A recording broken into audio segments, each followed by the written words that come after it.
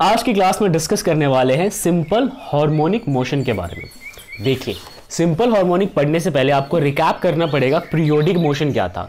और जब हमने पीरियोडिक मोशन को स्टडी किया था, मैं रिपीट करता हूं, पीरियोडिक फंक्शन की बात नहीं कर रहे हैं, वो एक मैथमेटिकल तरीका होता है जिससे हम पीरियोडिक मोशन को रिप्रेजेंट करते हैं। लेकिन जब हम पीरियोडिक मोशन की बात करेंगे तो वहां पे हमने ये सीखा था कि ऐसे मोशन जो अपने आप को इक्वल इंटरवल के बाद रिपीट करते हैं, इसको हम कहते हैं पीरियोडिक मोशन, राइट।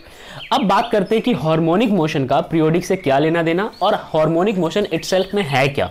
तो देखिए, a particle is said to execute simple harmonic motion if it moves to and fro about a mean position under the action of a restoring force which is directly proportional to its displacement from the mean position and is always directed towards the mean position। अब अगर आप इसको detail में समझिएगा तो मोर और less ये वही बातें कही गई है जो कि ऑसिलेशन मोशन के बारे में हमें बताया जाता है। मगर सिंपल हार्मोनिक मोशन और ऑसिलेटरी मोशन के बीच में एक ही डिफरेंस होता है कि ऑसिलेटरी मोशन में भी पार्टिकल्स मीन पोजीशन से टू एंड फ्रो मोशन को पोज करते हैं और वापस फिर मीन पोजीशन पे आके सेम कंटिन्यू करते हैं।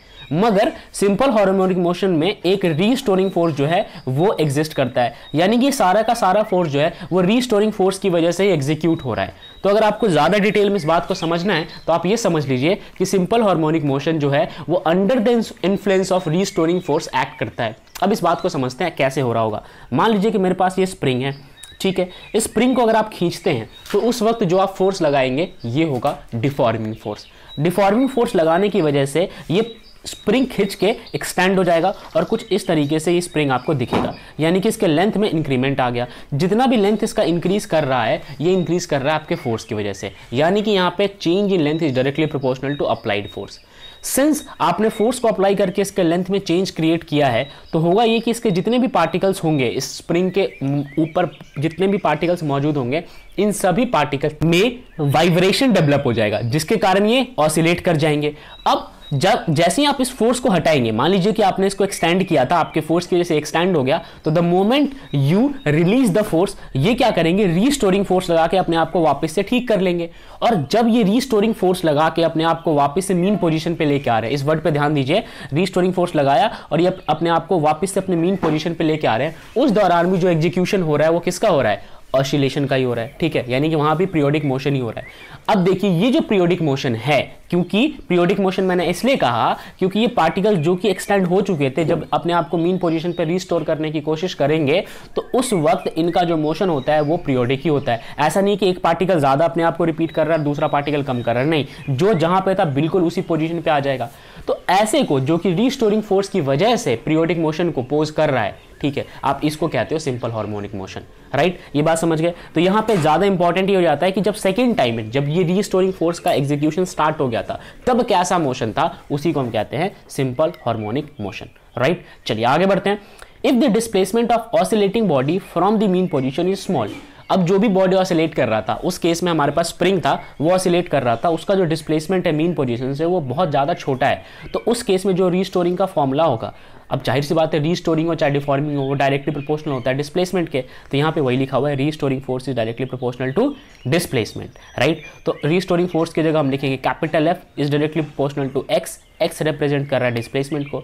अब जब आप प्रोपोर्शनैलिटी के साइन को हटाएंगे तो यहाँ पे आएगा के, एंड के is nothing your spring constant, इस बात को आप याद रखें। साथ में यहाँ पे नेगेटिव साइन लगेगा बिकॉज आप अगेंस्ट द स्प्रिंग आप ये काम कर रहे हो, यानी आप यहाँ पे रीस्टोरिंग फोर्स लगा रहे हो, ठीक है। चलिए आगे बढ़ते हैं। जो आपने अभी भी इक्वेशन देखा था, ठीक है, पीछे जहां पे हमने लिखा F is directly proportional to x, इस एक्सप्रेशन का या इस इक्वेशन का आप इस्तेमाल करेंगे एसएचएम के अंदर और इसी को कहते हैं दिस इक्वेशन डिफाइन एसएचएम। यही इक्वेशन किसे डिफाइन करता है, एसएचएम। तो डेफिनेशन आपको समझ में आ गया। Under the action of restoring force, कोई भी अगर अपने आप को ऑसिलेटरी मोशन में या फिर पीरियोडिक मोशन पोज करा रहा है तो उस पार्टिकल को, उस ऑब्जेक्ट को आप एसएचएम में कह सकते हो, सिंपल हार्मोनिक मोशन में कह सकते हो।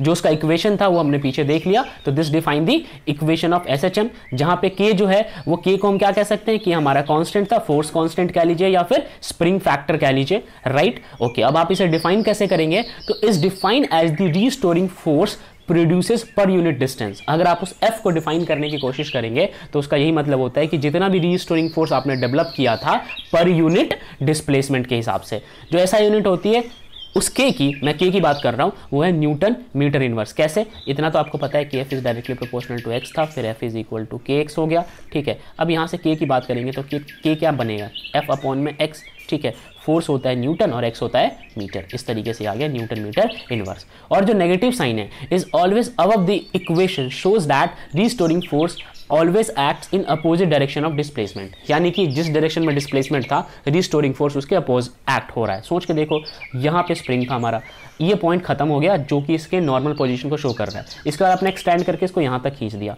तो जब ये एक्सटेंशन हो रहा है उस दौरान तो आपने डिफॉर्मिंग लगाया होगा, लेकिन इसके बाद ये जब इस तरफ जा रहा है तो तब किसकी वजह से क्या होगा, रीस्टोरिंग की वजह से क्या होगा। देखा आपने किस तरीके से रीस्टोरिंग और डिस्प्लेसमेंट एक दूसरे के अपोजिट होते हैं। That is why we have putted the negative sign. आइए कुछ आगे इक्वेशंस को समझते हैं। अब हमें पता है कि जो न्यूटन्स के सेकेंड लॉ के अकॉर्डिंग फोर्स की बात की जाती है तो वहाँ पे फॉर्मूला होता है फोर्स का मास इनटू एक्सेलरेशन। ठीक है, और हमने अभी फोर्स का फॉर्मूला निकाला था माइनस का के एक्स, राइट। तो अगर मैं ऐसे कुछ बोलूँ आपके पास कि F is always equal to mass into acceleration at the same time F is equals to minus का के एक्स, तो हम इस दोनों इक्वेशन को इक्वेट करा सकते हैं, इनके राइट हैंड साइड को इक्वेट करा सकते हैं। यहाँ पे वही चीज़ कराई गई है। अब M A is equal to हो गया माइनस ऑफ के एक्स। अब यहाँ से अगर आपको एक्सेलरेशन निकालना हो, क्योंकि आपका पार्टिकल एंड में एक्सेलरेट करेगा तभी आगे प्रोपोगेट कर पाएगा, तो एक्सेलरेशन निकालने के लिए आप m को नीचे भेज दीजिए। तो हमारी इक्वेशन कुछ इस प्रकार से बन के आएगा, a is equal to minus of k x divided by m।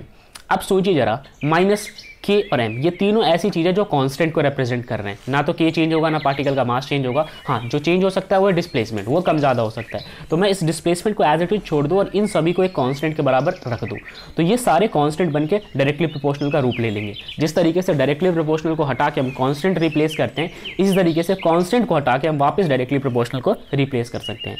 इस एक्सप्रेशन से ये समझ आता है आपको कि acceleration is always directly proportional to displacement. अगर आपके पार्टिकल में ज़्यादा डिस्प्लेसमेंट हुआ है, यानी कि पार्टिकल ने ज़्यादा एक्सेलरेट भी किया है, या फिर आप उल्टा कह लीजिए, अगर पार्टिकल ज़्यादा एक्सेलरेट करता है तो जाहिर सी बात है वो ज़्यादा डिस्प्लेसमेंट को कवर करेगा। तो डिस्प्लेसमेंट केवल और केवल फोर्स की इक्वल नहीं होता, बल्कि वो एक्सेलरेशन की इक्वल भी होता है।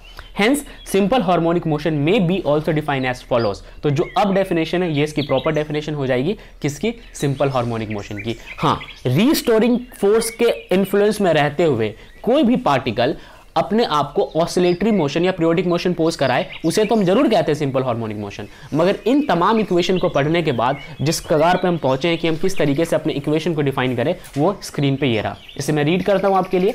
A particle is said to pose simple harmonic motion if it moves to and fro about a mean position, यानी कि उसे mean position पे to and fro motion तो करना ही है, under an acceleration which is directly proportional to its displacement, जो कि उसके displacement के directly proportional है, from the mean position and is always directed toward that position।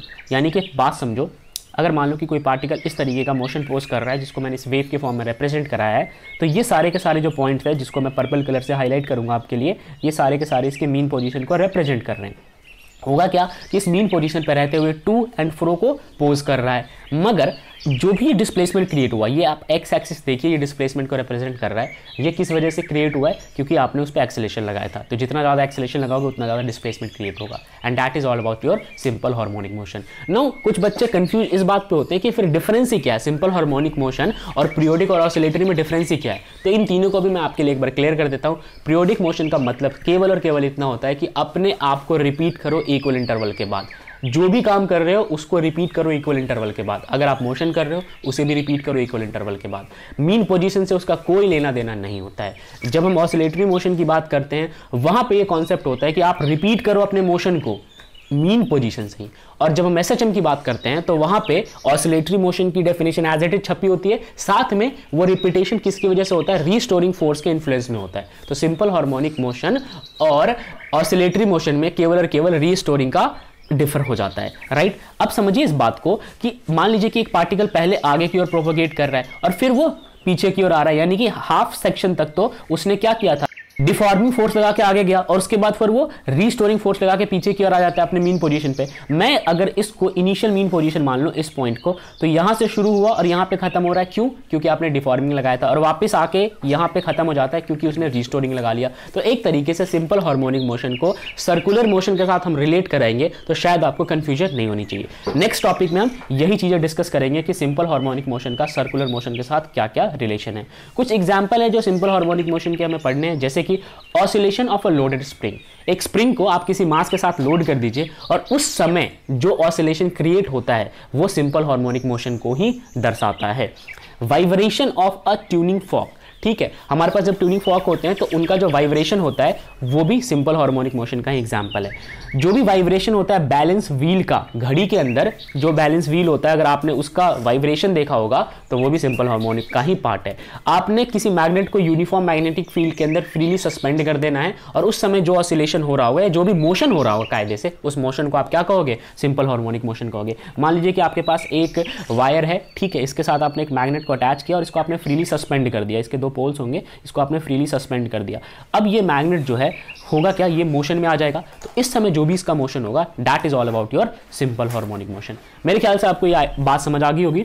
आइए पढ़ते हैं some important feature of simple harmonic motion. कुछ खास बातें जो सिंपल हार्मोनिक मोशन के साथ रिलेट की जाती है। देखिए, the motion of the particle is periodic. मैं बार बार रिपीट कर रहा हूं इस बात को कि सिंपल हार्मोनिक मोशन में जो भी पार्टिकल है जिसका मोशन आप करा रहे हो वो पीरियोडिक होना चाहिए, नॉन पीरियोडिक कभी नहीं हो सकता। Number 2, it is the oscillatory motion of simplest kind in which the particle oscillate back and forth about its mean position with constant amplitude and fixed frequency। जैसा मैंने आपसे जिक्र किया था कि पीरियोडिक होगा साथ में ऑसिलेटरी भी होगा, तो इस सेकंड डेफिनेशन के अंदर केवल और केवल ये प्रूव करने की कोशिश कर रहे हैं कि आपका जो SHM है वो एक ऑसिलेटरी मोशन को भी पोज करता है, जहां पे पार्टिकल मीन पोजीशन से टू एंड फ्रो मोशन को पोज करेंगे, जहां पे उनका एम्पलीट्यूड और फ्रीक्वेंसी दोनों के दोनों कांस्टेंट रहेंगे। इस बात को समझिए जरा। मान लीजिए कि मैं कह रहा हूं कि फिलहाल एम्पलीट्यूड ये है, तो क्या अगली बार एम्पलीट्यूड इतना बड़ा हो जाएगा? बिल्कुल भी नहीं होगा। अगर वो ऑसिलेटरी मोशन को पोज कर रहे हैं तो यही सिंपल हार्मोनिक मोशन की भी खास बात होती है। नंबर 3 जो कि सुपर इंपॉर्टेंट है, जो डिफरेंशिएट करता है SHM को बाकी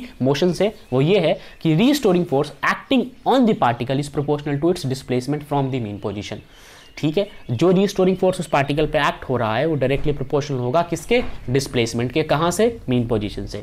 now fourth point, the force acting on the particle always opposes the increase in displacement. Right, जो भी फोर्स उस पार्टिकल पे एक्ट कर रहा है वो उस डिस्प्लेसमेंट को हमेशा क्या करेगा? अपोज करेगा। ठीक है, आप देख लीजिए रीस्टोरिंग फोर्स जो है उस पार्टिकल पे एक्ट कर रहा है वो अपोज करता है डिस्प्लेसमेंट को, उसके अपोजिट डायरेक्शन में एक्ट कर रहा है। Last, a simple harmonic motion can always be expressed in terms of simple harmonic functions of sine and cosine. Super important. आपने सिंपल हार्मोनिक मोशन को समझ लिया, डेफिनेशन भी आपको समझ आ गई, मगर अगर मैथमेटिकली इसको रिप्रेजेंट करना हो, कल को आपको इसके बारे में इसकी वेलोसिटी बतानी हो, डिस्प्लेसमेंट बताना हो, एक्सेलरेशन बताना हो कि प्रॉपर इनकी वैल्यूज क्या होंगी, तो आप इसे मैथमेटिकली एक फंक्शंस के तौर पे कन्वर्ट करते हो। आई अगेन रिपीट, इसको फंक्शंस के तौर पे कन्वर्ट करते हो। फंक्शंस क्या होता है मैंने इस चीज़ को पहले एक्सप्लेन किया है। तो ये सारे के सारे जो सिंपल हार्मोनिक मोशन होते हैं ये सिंपल हार्मोनिक फंक्शंस में रिप्रेजेंट किए जा सकते हैं साइन और कोसाइंस के फॉर्म में। समझ गए इस बात को? तो ये था टॉपिक ऑफ द डिस्कशन। मैं उम्मीद करता हूँ आपको समझ आया होगा।